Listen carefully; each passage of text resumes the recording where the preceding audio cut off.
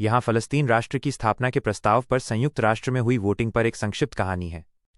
2 राष्ट्र, एक सपना, फलस्तीन के लिए नई उम्मीद। संयुक्त राष्ट्र महासभा का माहौल शुक्रवार को बेहद तनावपूर्ण था। 193 सदस्य देशों की नज़रें एक ही प्रस्ताव पर टिकी थीं, अलग और स्वतंत्र फलस्तीन राष्ट्र की स्थापना। ये केवल एक प्रस्ताव नहीं था, बल्कि दशकों से चल रहे एक संघर्ष के शांतिपूर्ण समाधान की ओर एक महत्वपूर्ण कदम था। जैसे ही वोटिंग शुरू हुई, समर्थन और विरोध के बीच की खाई साफ दिखने लगी। कुल 142 देशों ने इस प्रस्ताव के पक्ष में वोट किया।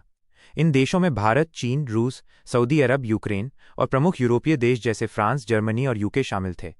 इन देशों का मानना था कि शांति और स्थिरता का एकमात्र रास्ता 2 राष्ट्र समाधान ही है, जहां इजराइल और फलस्तीन शांतिपूर्ण तरीके से एक दूसरे के बगल में रहें। लेकिन इस प्रस्ताव का विरोध करने वालों की भी एक छोटी लेकिन मुखर आवाज़ थी। अमेरिका और इजराइल समेत 10 देशों ने इसके खिलाफ वोट किया।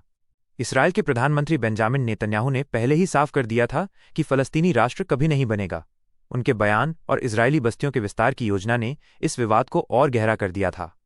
ये प्रस्ताव ऐसे समय आया है जब दुनिया की नज़रें 22 सितंबर को न्यूयॉर्क में होने वाली एक और अहम बैठक पर हैं।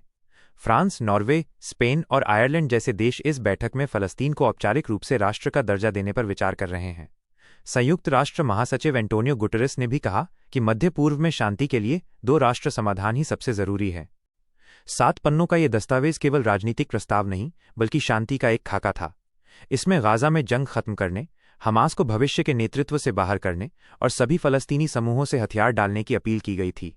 इस वोटिंग ने फलस्तीन के लिए एक नई उम्मीद जगाई है।